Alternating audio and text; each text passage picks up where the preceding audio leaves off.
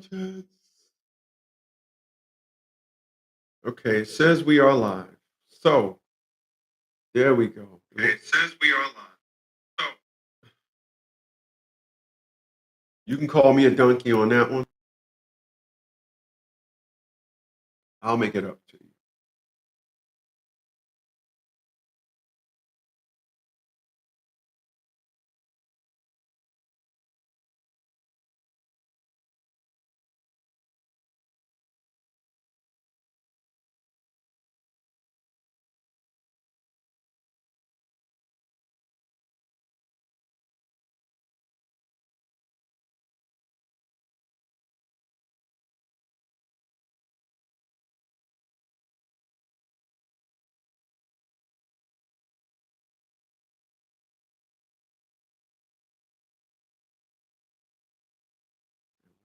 Really?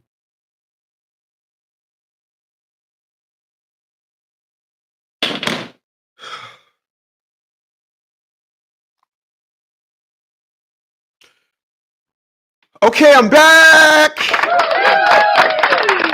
Calm down, Negroes. I got Deshaun up in this heezy. He's up in the heezier. Yes, he's up in the heezy. He's in the heezy.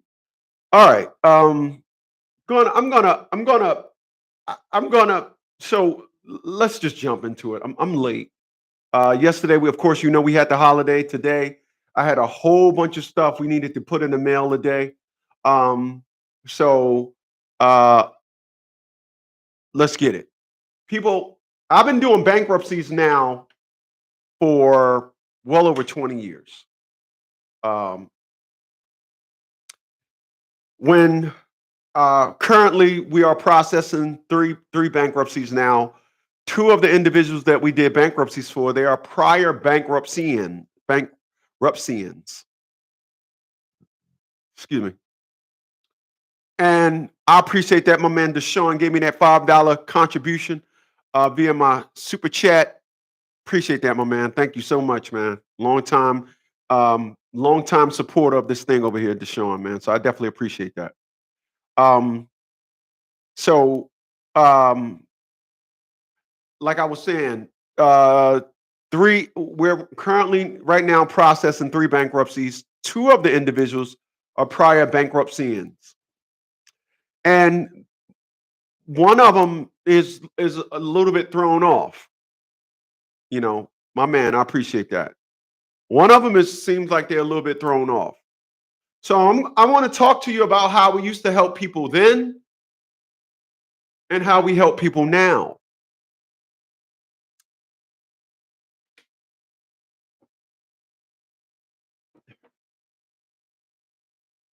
If you don't mind.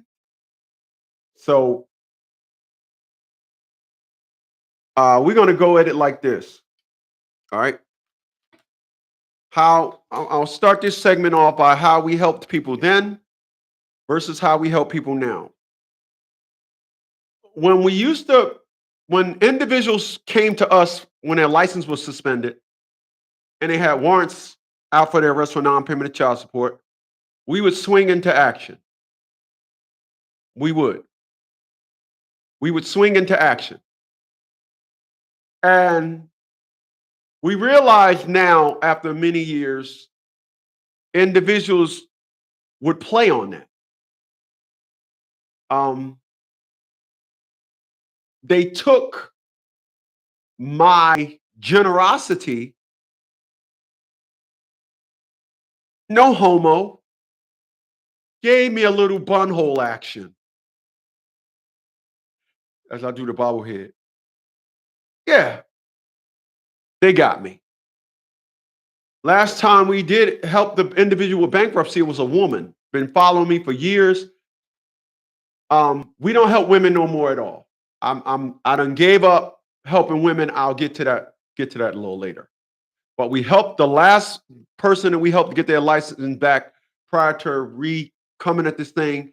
Now was a woman, and when that woman played us, we was like, wow, okay. That was probably 5 years ago, 5, 6 years ago. Now we're back doing it. And because we're back doing it now, things are changed. Every step that you do gets documented. The process in itself is broken down. The 885 that's paid is broken down. It's not just for that. We realize that a lot of people have absolutely no interest in understanding this process. So I'm gonna break something down to you like this. Before, when we used to do this thing, we used to have individuals, you know, we used to take care of their documents for them and be like, just give us power of attorney to sign your doc. We don't do that no more. Don't do that no more. So now we send the documents to you, you sign them, and then you have to send them back to us. One thing that I noticed when you helping individuals, they want everything in an instant. They can't let the process evolve into the process. It's oh, mic check.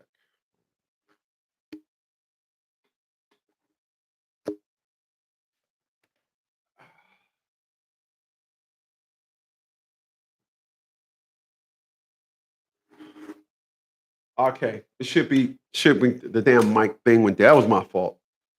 Appreciate that. Appreciate you telling me that. Um, individuals, uh, what's going on, Chaos? I see you, man. Um, so individuals would have us help them, and then now it's because before, when individuals needed our services, we would get your bankruptcy processed and get your license, and we would swing into action. I'm talking S on the chest. I'm talking, nah, we're going to go. It's not like that no more. If it takes 2 weeks to process your paperwork, mailing stuff to you, you get them back to us, 2 weeks is what it is. We got one individual, he keep asking us, when am I going to get my case number? When am I going to get my case number? We don't even answer him. So because of this, if we say you're going to get your case number tomorrow and they don't get it tomorrow, the whole process is now void, and now they talking all this stuff. So we don't do that anymore. We don't say nothing. As the process go on, hey, we did this.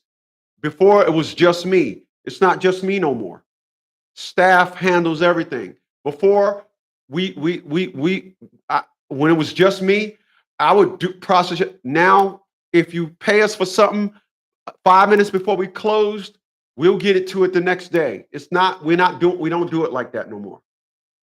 And it has to be like that because individuals don't understand. When a weekend comes, y'all, we closed. Yesterday was a holiday. I was closed. It's not, I don't do this thing no more. Individuals don't appreciate it. I'm sorry, but that's the way it is. Now, I said that I don't help women no more. Let me tell you why the League of Dads, why we don't help women no more. In order to help a woman, that simply means that a woman lost custody of her child. And that right there is the new red flag. If you lost custody of your child, there's something going on in your comprehension, whether you were suckered into it, whatever the situation may be. If we meet a woman that lost custody of her child in the playground and playing field of family court. So let me get this straight. You lost custody of your kid in family court. Wow. Well, we now understand and have come to the full conclusion and full understanding that if you lost your child, there's something wrong with you. So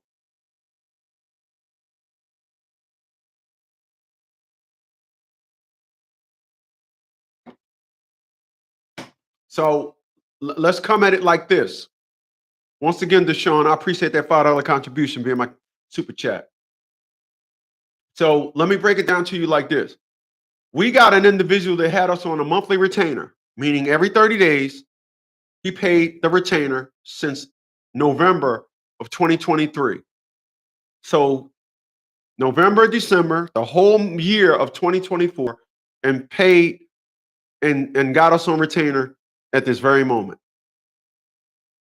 That individual, a man, understands the ups and downs and knowing what's going on. Women don't understand that. Women expect us to draft up a motion. We give it to them to file it in court, and then they're gonna read it and they're gonna get that power of everybody of my don't stink of I'm the woman of the all the not. If you lost custody of your kid, you are a special person.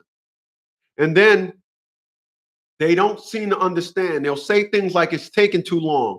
It's this, is that. What's taking too long? I was fighting Attila Sean Bradley for 11 and a half years. They want to fight their husband, baby's father. They want to fight them for 1, 2, 3, maybe 3 days. And then all of a sudden, now the world is supposed to crack, the skies are supposed to crack open for them and say, you are a mother. You should have custody of your children. Like a God is the skies crack open and a God tells them they should have custody. We don't help women no more. Go find somebody else. We don't help women no more. You just won't get it. So we don't help women no more. Now, so I'm gonna break this down to help you understand something yet again. Child support is debt. It's not special debt. A lot of individuals would like to have you think that it is special debt. It's not. It's the same debt as everything else. They want money. After all, they claim that this stuff makes the world go round. Ain't that what they say? So individuals think that, oh, I can't put my child support in my bankruptcy. Yes, you can. You cannot wipe it away. People, there are 2 types of bankruptcies for consumers. 3, but 2 are for consumers. The other one is for business. Chapter 13 and Chapter 7. You cannot put your bankruptcy in arrears. There are 4 debts that you cannot wipe away clean: child support arrears, alimony, taxes, and student loan debt. Every other debt you can wipe away in a Chapter 7. All the other debt, those 4 debts that I just stated, child support, alimony, taxes, student loans, you can put them in a bankruptcy, and once you put it in the bankruptcy, nobody can collect money from you. They have to go to bankruptcy court and say, hi, can they pay me? And then the bankruptcy trustee say, hey, Chris, yes, could you pay them? I can pay them $4. Then the trustees say, you're gonna get $4. And that's how it works. You're now under bankruptcy protection. That's why they call it bankruptcy protection. Child support cannot be wiped away. But once you put your child support arrearages inside of a bankruptcy, number one, once you file bankruptcy, you can't pay child support. Child support stops until you go to bankruptcy, till you have your bankruptcy hearing, and then the trustee decides what's going to be paid. So once you file bankruptcy, child support payments stop, car note payments stop, rent payments stop, mortgage payments stop, credit card payments. Once you file bankruptcy, all your payments stop. And credit card companies, hey, I want my money. Bankruptcy. Okay. Mortgage company, you haven't paid your mortgage. I filed bankruptcy. Okay, cool. Everybody knows child support is no different. And then once the trustees say, okay, bring all your debt, bring all your payments. Okay, instead of paying them this, you're only gonna pay them that. But what about you're only in a Chapter 13? So you can put your debt in a Chapter 13. Now, once again, I've been doing this for well over 20 years. I started doing bankruptcies in 1999. All right. So I've been helping individuals. And the reason why we stopped helping individuals do it inside the bankruptcy and everything inside of as a part of our service is because individuals wasn't paying attention. Now, Lydia came up with a very unique perspective and narrative to help individuals pay attention. So when you pass the 885, everything is itemized. When we get your certificate, when we mail the documents off to you, when we send it certified, all that in that 885 is broken down. So you don't have no mistake on what we ain't do for you. Okay? When you need help, text 732-875-9111. All right? So this is excuse me. That's how it is, and that's how it will continue to be. A lot of people are in a lot of situations. A lot of people are in trouble. A lot of people are getting evicted. A lot of people are getting evicted. Excuse me. Bankruptcy laws has changed. Before you could file bankruptcy 2 and 3 times and it didn't matter. You could file. They don't allow you to do that no more. When you get evicted, a lot of individuals, when they get evicted, they will file bankruptcy to stop the eviction. What happens is it used to start the process all over again. So for example, let's just say